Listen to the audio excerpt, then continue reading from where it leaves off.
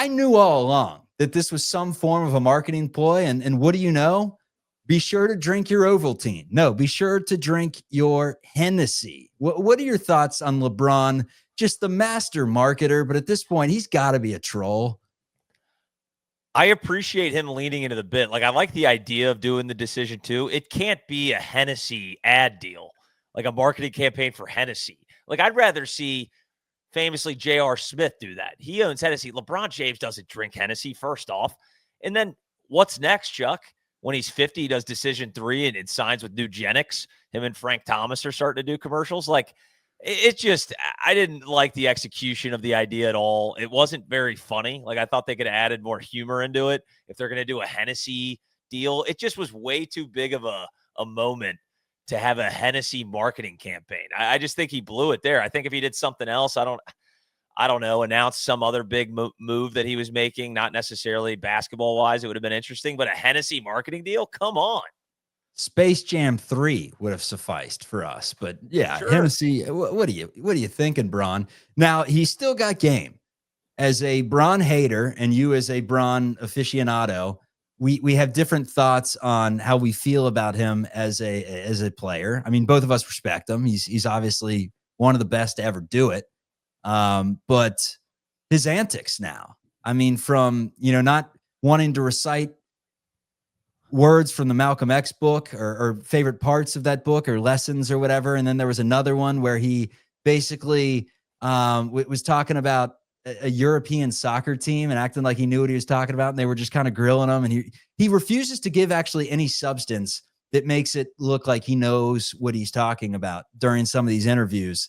And again, either great troll, he's like, I know what's going to get him frustrated. I know what's going to get the people talking, or he truly doesn't know. And, I mean, his brain processes basketball. It may not process some of the sonnets that are on the pages that, I mean, my brain doesn't process that stuff. I don't know about you.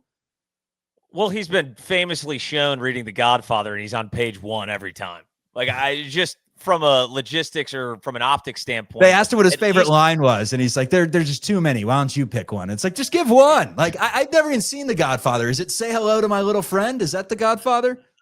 No, that's Scarface. Okay, shit, I mean Scarface. Hey, yeah. Even if he said I'm that, a Goodfellas guy, man. I'm a Goodfellas guy. But I mean, like, yeah, you would think just from an optics standpoint, like, hey, maybe his team, he's got 50 guys on the payroll. They'd be like, LeBron, just give me the book. I'll take the bookmark and put it 50 pages ahead because you started this in October and now it's the middle of March and you're still on the same page. And he sounds like a kid in school that just didn't read the book, and the teacher's like, what's the theme of the book? He's like, I mean, it's overall, it's just a theme about getting your life back on track, the trials and tribulations. Like, you don't know shit because you didn't read There's so many great themes. The problem with LeBron is, there are too many. Too many to bring up. There's too many to say. The problem with LeBron is that he's got too many people in his corner. He's too good, first off. He's a mega superstar, and he's been like that since he was 15 years old. Nobody is giving him shit. Like, he needs somebody like you or me in his crew that's like, LeBron, you're not reading the God. Nobody says that to him. So he's just been continuing living this life, off of the internet. People rip him to shreds. He does so many corny things. Like, I knew Kobe was going to score 81 that night. I told my buddies. He said 70. He's like, I could feel he's going to score 70. He couldn't go with 81. It would have been a little too unrealistic. So he went 70. He's like, before the game, I was sitting there. I didn't tell anyone because I was just by myself, but I could feel it. But yeah, he needs to keep it real sometimes. I mean, the issue is, like, no one gives a damn if he hasn't seen The Godfather. Like me, I just showed you my knowledge. I thought it was freaking Scarface. I don't care. Come at me in the comments. The issue is he actually apparently cares because he's got to dance around it. And it's like, dude, no one says that you need to just say, I'm not processing it. I just like staring at the lines. Yeah, I mean, I like page one's great. Yeah, LeBron, like, I'm sure LeBron's got a lot of obligations that include, first of all, basketball.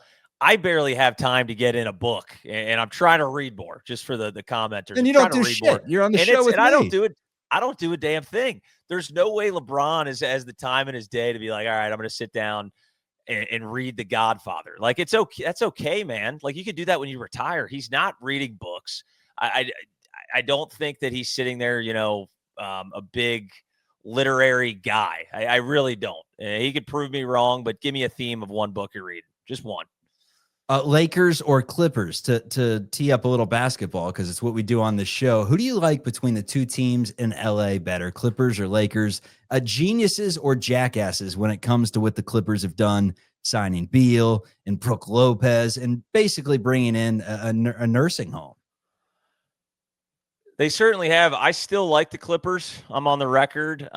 It totally depends. Like, is Kawhi going to play half of the games or not? We do not know. What's the fallout with the Steve Ballmer thing? I'm sure it's not going to have any real impact on the court this year, at least. I still like what they did. Norman Powell being sent away. I'm a huge Norman Powell guy. I know they went and got John Collins for some more rebounding, but it's a nice pickup. I don't necessarily think that they got better. And you're relying on a lot of old guys like you just mentioned.